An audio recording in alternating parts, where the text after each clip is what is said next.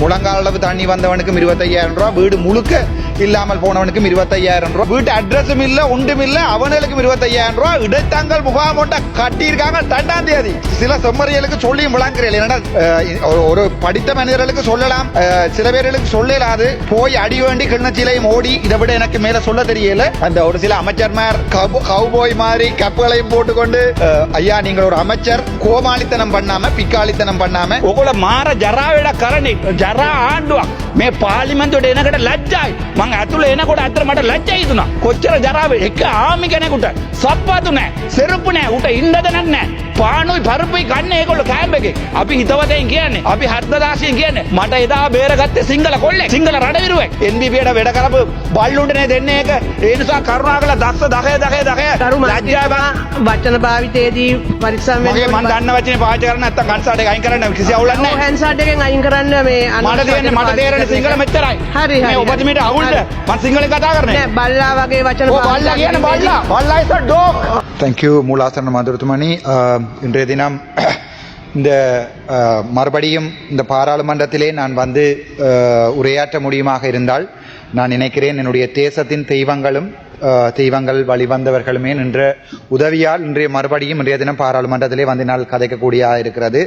இந்த நேரத்திலே தங்களுடைய உறவுகளை இழந்து, தங்களுடைய நிலங்களை இழந்து, தங்களுடைய வீடுகளை இழந்து, சொந்தங்களை இழந்து, வாழ்க்கையில் நம்பிக்கை இல்லாமல் போகின்ற ஒவ்வொரு நிமிடங்களையும் நான் உங்களோடு இருப்பேன் என்பதை சொல்லிக்கொண்டு, என்னை நேசிக்கும் உறவுகள் அனைவருக்கும் இனிய காலை வணக்கங்களையும் சொல்லிக்கொண்டு, முக்கியமான விடயம் வடக்கு மாகாணத்திலே நான் பார்த்தேன் அண்மைய தினத்திலே 36 கோடி யாழ்ப்பாணத்துக்கு அனுப்பப்பட்டிருக்கிறது. மிகவும் கவலையான விடயம். அந்த ஈக்குவாலிட்டி என்கிற ஒரு விடயம் தெரியாமலே எங்களுடைய அரசாங்கம் போய்கொண்டிருக்கிற நினைக்கும் போது சரியான கவலையாக இருக்கிறது. ஈக்விட்டி என்றா என்ன, ஈக்குவாலிட்டி என்றா என்ன கூட தெரியாது. எல்லாருக்குமே 25,000 ரூபா, முழங்கால் அளவு தண்ணி வந்தவனுக்கும் 25,000 ரூபா, வீடு முழுக்க இல்லாமல் போனவனுக்கும் 25,000 ரூபா, NBPக்கு வேலை செய்தவங்க முழு பேருக்கும் 25,000 ரூபா, வீடு இல்லாதவனுக்கும் 25,000 ரூபா, வீட்டு அட்ரஸும் இல்ல ஒன்றும் இல்ல அவனுக்கும் 25,000 ரூபா இடைத்தங்கள் முகாம் ஒன்றை கட்டியிருக்காங்க 2ஆம் தேதி. அந்த இடத்தங்கள் முகாம் 30ஆம் தேதி மழை வந்து 2ஆம் தேதி இடத்தங்கள் முகாமில் நான் கதைக்க விரும்பல. என்னடா முன்னால கனிமேர் இருக்கணும். சில செம்மறியலுக்கு சொல்லியும் விளங்குறேன். என்னடா ஒரு படித்த மனிதர்களுக்கு சொல்லலாம், சில பேர்களுக்கு சொல்லலாது. போய் அடி வேண்டி கிண்ணச்சிலையும் ஓடி இதை விட எனக்கு மேல சொல்ல தெரியல. முக்கியமான விடயம் ஒன்றை ஞாபகப்படுத்தணும். இந்த நேரத்தில் வடக்கு கிழக்கு மற்றது முழு பிரதேசங்களையும் படுமோசமான நிலைமை இருக்கிறது. ஆகவே இங்கே அரசாங்கம் பிழை, எதிர்கட்சி பிழை என்று நான் பார்த்து கொண்டிருக்கிறேன். இங்கே 2 நாள் நான் தண்ணிக்குள்ள ஃபுல்லா 2 நாள் வெளியே வரையலாம் இருந்து பார்த்தால் அரசாங்கம் பிள்ளை என்ற அடிபாடு அங்க நடக்குது. இல்ல நீங்கள் தான் பிள்ளை, நீங்கள் நடக்கு வெக்கம். இந்த மாதிரியான ஒரு பாராளுமன்றம் இந்த நாட்டில் இருக்கிறது வெக்கம். நீங்கள் இந்த பாராளுமன்றத்துக்கு இன்றைய தினம் செலவழிக்கிற பணத்தொகையை எடுத்துக்கொண்டே வீடுகளை இழந்த, தந்தை இழந்த, தாய் இழந்த ஒவ்வொரு குடும்பத்துக்கும் 10 லட்சம் கொடுத்திருந்தீங்கள் என்று சொன்னால் சாகும் வரைக்கும் இந்த அரசாங்கத்தை அந்த மக்கள் ஞாபகம் வச்சிருப்பார்கள். ஆனால் கவலை என்னென்றால் நாங்கள் எங்களுக்கு அடிபட்டு கொண்டிருக்கிறோம், இங்கால அங்கால என்று மாறி மாறி சொல்லிக் கொண்டிருக்கிறோம். அதிலே இந்த புத்தளம் அறுவைக்காடு குப்பை நிலையம், அதாவது குப்பையை கொண்டு வந்து போடுறதுக்கு ஒரு முக்கியமான பிரச்சனை கலைக்கப்பட்டிருக்கிறது.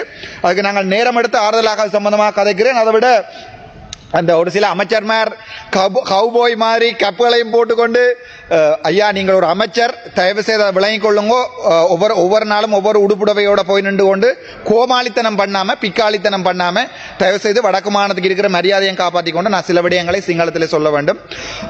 சுதி வந்த වෙනම ඔබතුමාලාට අද මම එකක් කියන්න ඕනේ. අද මම මේ මයික් එක අල්ලන් ඉන්නේ මේ පාර්ලිමේන්තුව ඇතුලේ කියන්නේ ඔබ හැමදාම කියනවානේ බං සබලියෝ කියලා. මම හැමදාම මේ පාර්ලිමේන්තුව ඇවිල්ලා කියනවා රණවිරුව කියලා නමත් එම කියන්නම්. මාව බෙල්ලෙන් අල්ලගත්තේ අල්විස් කියන පුත්කලයා. මම කාර් එකත් සම්පූර්ණයෙන්ම ගිහිල්ලා මගේ කාර් එක මේ කුඹුර ඇතුලේ ඉඳන් දැන් හොයාගත්තා.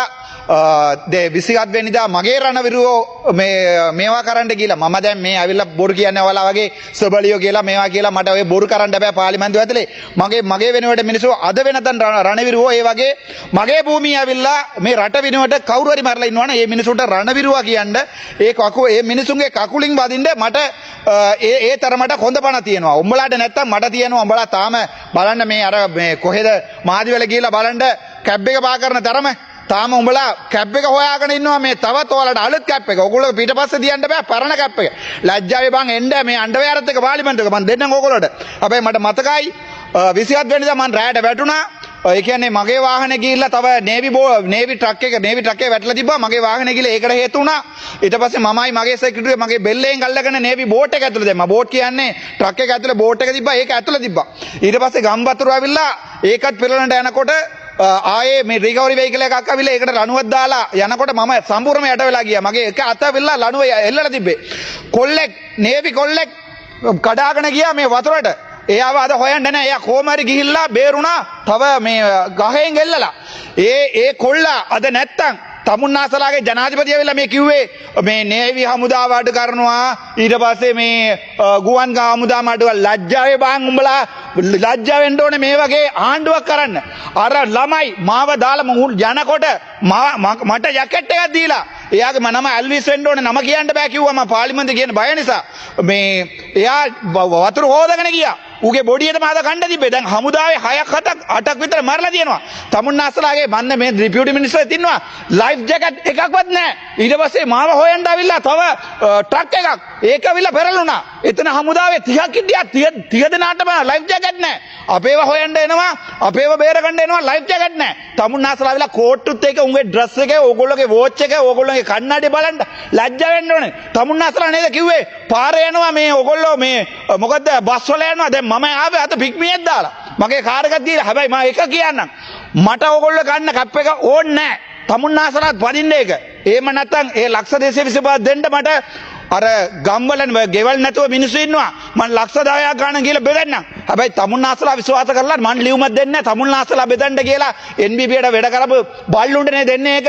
ඒ නිසා කරුණාකරලා දක්ෂ 10 අර ගෙවල්ෙම නැති වෙලා තියෙන ඒගොල්ලෝට දීලා දිනවා 25000ක්. ලැජ්ජ වෙන්න. මේ පාර්ලිමේන්තුව ඇවිල්ලා මේ විපක්ෂයට බයිනවා ආපහු ආණ්ඩුවට බයිනවා. ඊට පස්සේ ලැජ්ජාවක් වචන භාවිතයේදී පරිස්සම් වෙන්න මම දන්න වචනේ පාවිච්චි කරන්නේ නැත්නම් කන්සාඩ් එක අයින් කරන්න කිසි අවුලක් නැහැ. හැන්සාඩ් එකෙන් අයින් කරන්න මේ මට තේරෙන සිංහල මෙච්චරයි. හරි මේ ඔබතුමීට අවුල්ද? මම සිංහලෙන් කතා කරන්නේ. නෑ බල්ලා වගේ වචන ඔය බල්ලා කියන්නේ බල්ලා ඉස්සර ඩොග්. ඩොග් එකට ඩොග් තමයි කියන්නේ. හරි හැන්සාඩ් එක ලැජ්ජා වෙන්න ඕනේ. ඕනි ඕන ගිහලා හැන්සාඩ් එක අයින් කරගන්න මට කිසි අවුලක් නැහැ. මට කතා කරන්න පුළුවන් සිංහල මෙච්චරයි. හරි. ඔයා හැමදාම මට කරදර කරනවා. කරදර කරන්න එපා. හරිද? මට ලැජ්ජා බෑ ඕගොල්ලෝගේ ආණ්ඩුව. දැන් ඕගොල්ලෝ අදගෙන ඉන්න රස් එක බලන්න.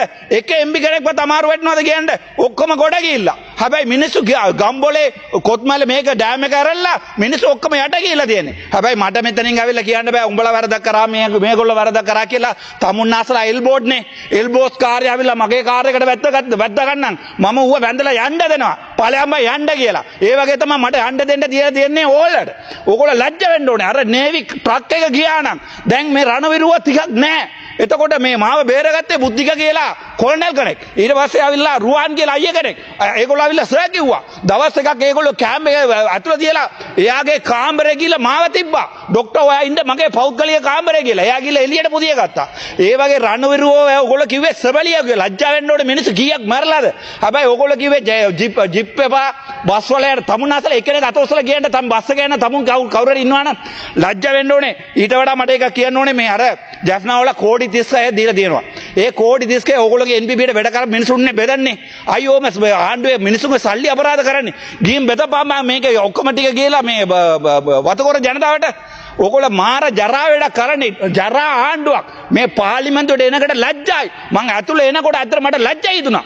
මේ ඇතුළේ එනකොට ලැජ්ජයි හිතුණා. ඒක ඕගොල්ලෝ කරන ජරා වැඩක්. කොච්චර ජරාව එක ආමි කෙනෙකුට සප්පාතු නැහැ. සෙරුප්පු නැහැ. උට ඉන්නද නැහැ. පානුයි පරුපුයි කන්නේ ඒගොල්ලෝ කැම්ප් එකේ. හැබැයි උඹලා ආවිල්ලා කෝට් අරවා මේවා දාගෙන ආවිල්ලා කොච්චර ලස්සනට ඕගොල්ලෝ වාහන වත්කම් බරක හොරට මේ ඉස්සරහා ඉන්නවා එක්කෙනෙක් හොරට ගේක ලියනවා ලක්ෂ 50ට. ලියපු එක නම් මහා වීඩියෝ කර ඉන්නවා ඊට පස්සේ ඉන්න. ඒ ඔප්පුවත් ආවිල්ලා මේ ගැව්වා අනුරාධපුර. ඒ මට ඊට වඩා කියන දෙයක් නැහැ. හැබැයි ඕගොල්ලෝට මම එකක් කියන්න දමල සිංහල ඒ ඕගොල්ලෝ කටින් කියන්නේ. අපි හිතවතෙන් කියන්නේ. අපි හද්දදාසියෙන් කියන්නේ. මට එදා බේරගත්තේ සිංහල කොල්ලෙක්. සිංහල රණවිරුවෙක්. හැබැයි ඕගොල්ලෝ ඒ කටියට කිව්වා ඒගොල්ලෝ මේ සබලියෝ කියලා කරුණා කරලා මේ අවයවෙන් ලොකු ගාණ වෙන් කරලා ඒ මිනිසුන්ට දෙන්න.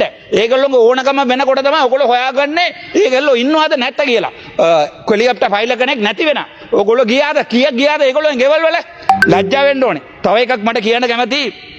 මට මතක් කරන්න කැමති කොල්නල් බුද්ධික මේ මෙතනින් මට මතක් කරලා එයාගේ කණ්ඩායමට මට සුදිවන්ත කරන්න වෙනවා. අනිත් එක මම දැක්කා කුලියාපිටිය හොස්පිටල් එකේ මම්බගේ MS කෙනෙක් ඩොක්ටර්ස්ලා පරක් වෙලා එනකොට එයාට ඒගොල්ලෝට ලියුමක් ගහලා දැන් ඕගොල්ලෝ සෞඛ්‍ය මැති ඉන්නවද දන්නේ නැහැ සෞඛ්‍ය මැති ඊළඟ ජනාධිපතිතුමා මේ කුලියාපිටිය MS වයින් කරලා තියෙනවා අනේ එම කරුණාකරලා වැඩ කරන්න එපා එම කවුරු හරි කොන්ද බණ තියාගෙන කවුරු හරි BOP එකක් ගහනවා නේ එක්කෙනෙකුට බේරගන්න නැත්තම් ඌත් පාර්ලිමේන්තෙයි ඌත් පාර්ලිමේන්ත ආවිල්ලා විවක්ෂේ වාඩි වෙලා ඉති කරුණාකරලා එම කරන්න එපා අයියේ ඒක පොඩ්ඩක් බලන්න තව එකක් මට කියන්න තියෙනවා මේ අර කැබ් එකෙන් මට දෙන්න කැමති ඒගොල්ලෝ පුළුවන් නම් කියන්න මගේ DS එක ආරා හරිය නැත්නම් මේක හරිය වතකර ජනතාවට මගේ කැප් සල්ලිය බෙදන්න නම් මන් ලියුමක් දෙන්නම් හැබැයි ඒ සල්ලි ටිකම බෙදන්න ඕනේ මිනිසුන්ගේ ගෙවල් වල ලක්ෂ 10 ගාණක් තමුන්නාසලේ කැප් එක මට එපා මං යනවා මට කාර් එකක් නැහැ දැන් මට මුකුත් නැහැ බයිකුකුත් නැහැ හැබැයි මං අද බස් එකේ යන්නේ ජෆ්නා වලට වැඩ කරන්න තමුන්නාසලා කවුරු යනවාද කියන්නේ බස් එකේ ලැජ්ජා වෙන්න ඕනේ හරි තව එකක් මට කියන්න කැමති මම දන්නවා බලාව මම දාගෙන ඉන්නවා ඒ නිසා ඉවරයි කියලා කියන්න එපා මම දන්නවා මේක ඉවරයි කියලා මේ අයවැය ඉවරුණාට පස්සේ කරුණාකරලා උතුරේ කවුරු හරි ඔයගොල්ලෝ එනවා නම් අපිට කියන්න අපි දෙන්න සපෝට් එකක් ඕනනම් මම මගේ ඩයස්පෝරා එක මම සල්ලි ගෙනලා බෙදන්නම් උතුරයි නගින ඉරයි ඕනනම් දකුණටත් බෙදන්නම් මම දැන් හා කිව්ව සල්ලි වැටෙනවා මේ ඕනතර තමුන්නාසලා නිකන් රටවල් වල ගිහිල්ලා හිඟනවා තමුන්නාසලාගේ වත්කම් බරකම් හොයාගෙන ඉවර කරනවා තප්පර දෙයක් දෙන්න වත්කම් බරකම් දාගෙන බලාගන්න හැබැයි මේ පිටරට ඉන්න අපේ උන් ඔය සීතලට මේ හම්බ කරන මිනිසුන්ගේ සල්ලි අර මේ රට හදනවා කියලා සල්ලි ගහන්න එපා පුළුවන් නම් ඕන නම් කියන්න මම ඔය ඩයස්පෝරා එකෙන් සල්ලි අරන් උතුරයි නගින ඉරට දෙන්න ඇති වෙන්න thank you so much Dr. Ahmad